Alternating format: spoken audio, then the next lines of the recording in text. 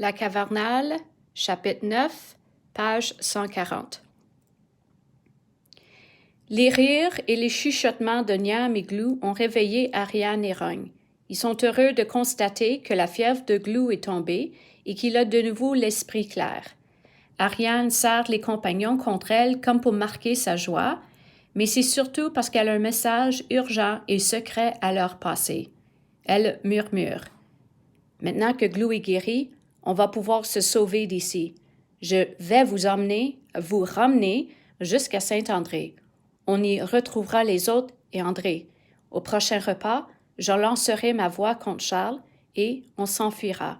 Il faudra se dépêcher pour faire un bon bout de chemin avant que notre évasion ne soit découverte. » C'est la première fois que les compagnons entendent avec impatience leur repas insipide. Enfin, ils entendent la clé tourner dans la serrure. Jeanne entre pour distribuer les plats, mais Charles reste dans le couloir. Les compagnons regardent, inquiets. Comment le faire entrer? Ariane ne peut tout de même pas crier dans le couloir et prendre le risque d'ameuter les autres.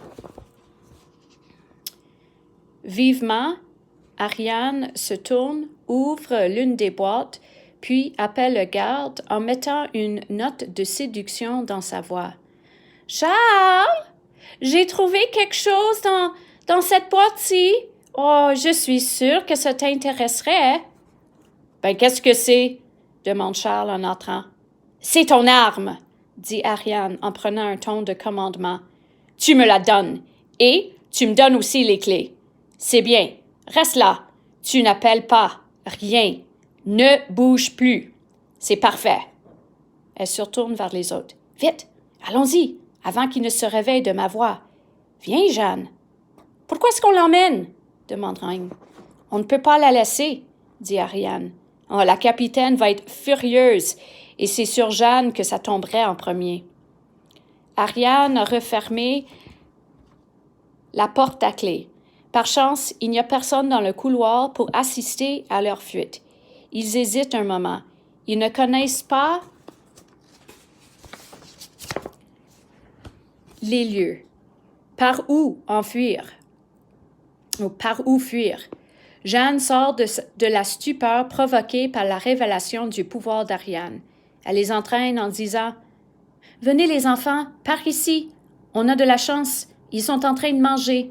Mais il faut se dépêcher. » Ils suivent à nouveau les couloirs encombrés, passent en tremblant devant le bureau de la capitaine, mais aucun son ne leur parvient à travers la porte fermée. Ils sont déjà au bas des escaliers qui mènent à l'extérieur. Le trajet a été moins long qu'ils ne le craignaient. Derrière eux, un bruit de conversation se rapproche. Les compagnons et Jeanne se cachent en tournant de l'escalier, retenant leur souffle. Ils entendent une porte claquer et le silence se réinstalle. Ils reprennent leur fuite. Ils arrivent dans les pièces vides où leurs pas leur semblaient avoir résonné si lugubrement à leur arrivée au repère de la capitaine. Quelques meubles renversés et des papiers éparpillés garnissent le plancher. « C'était la Marie », explique Jeanne. À ce moment, un bruit de moteur se fait entendre. C'est la panique dans le petit groupe. Démon et ses hommes rentrent d'expédition et vont les découvrir. Il n'y a aucun endroit où se cacher dans la pièce où ils sont. Ils ne veulent pas redescendre à l'escalier du repère. Le bruit se précise. Les fugitifs écoutent attentivement. Ce n'est pas le ronronnement d'un moteur, du camion ou de camionnette, c'est le vrombrissement des hélicoptères.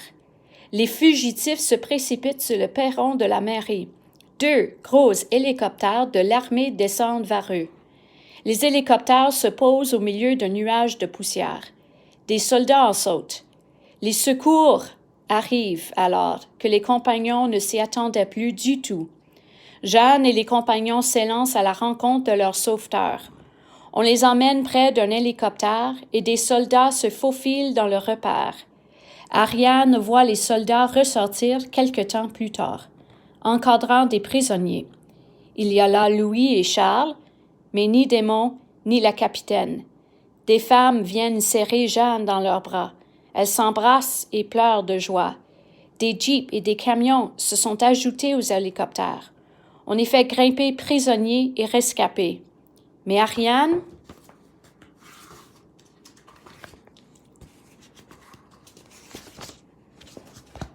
refuse de monter telle qu'elle n'aura pas vu ce qu'il advient de démons. Il reste un petit noyau de résistance dans le repère et non loin d'elle. Des soldats discutent des moyens à prendre pour en venir à bout. Le commandant donne finalement l'ordre d'utiliser les gaz lacrymogènes. Ce n'est pas bien long. Les soldats masqués ressortent en tenant en respect Démon, la capitaine et quelques fidèles, larmoyant et toussant. Ariane boit d'un seul regard la fine silhouette de Démon. Elle ne l'a pas revu depuis l'interrogatoire. Mais que se passe-t-il? Démon fait une grimace de douleur et s'écroule. La capitaine vient de l'abattre avec un revolver qu'elle avait dissimulé. On entend sa voix désagréable hurler par-dessus le bruit des moteurs et le crépitement des walkie-talkies. La capitaine crie « Tu ne seras à aucun autre démon! Jamais, jamais tu ne seras à un autre que moi! » Ariane regarde la scène de loin. Il lui semble que ça se passe dans un autre monde ou dans une autre dimension. Elle ne se sent pas concernée. Elle regarde les soldats désarmer la capitaine et examiner le corps immobile de Démon. Il est mort, elle le sait. Ariane a l'impression que son regard effleure un monde parallèle, qu'elle n'aurait qu'à détourner les yeux et que tout cela n'existerait plus. Et peut-être, regardant à nouveau, elle verrait Démon continuer d'avancer de son pas félin. Mais elle voit plutôt des hommes emporter le corps de Démon sur un brancard, et le brancard disparaît dans la benne d'un camion. Une main se pose sur l'épaule d'Ariane. « Ariane !» chuchote la voix compatissante de Niam. Ariane tourne la tête vers son ami. « Ariane !» répète Niam. « Ne sois pas triste. » Elle a vu ce qui s'est passé. Elle passe un doigt léger sur la joue d'Ariane tout en lui offrant un timide sourire. Alors seulement, Ariane se met à pleurer. Elle appuie son front au front de Niam et de grosses larmes roulent de ses yeux clos. Des soldats s'approchent pour faire monter les filles dans l'un des camions. Mais Rung s'interpose. Le commandant demande «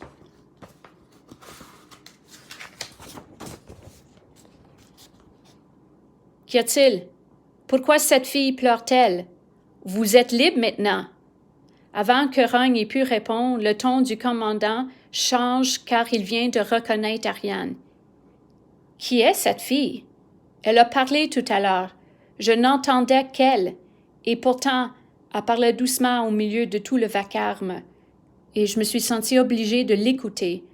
Je n'ai jamais rien senti de pareil. Et elle est si belle, ses yeux. Elle a quelque chose d'étrange, une force.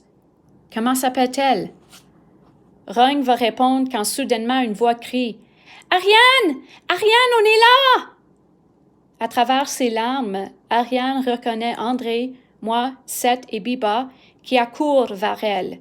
Déjà, Biba est devant elle et s'accroche à son bras. Alors, Ariane sourit et dit « Biba, tout est fini. Les compagnons sont à nouveau tous ensemble. Il n'y a que cela d'important pour aujourd'hui, et pour demain, et pour tous les jours qui suivront. » Les compagnons s'embrassent et commencent à se raconter tout ce qui leur est arrivé depuis leur séparation.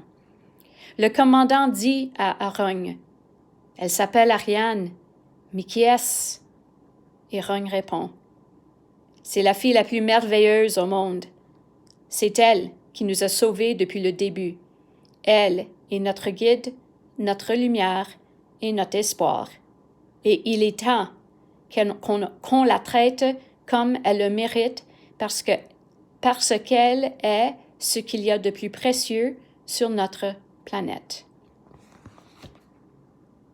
La cavernale.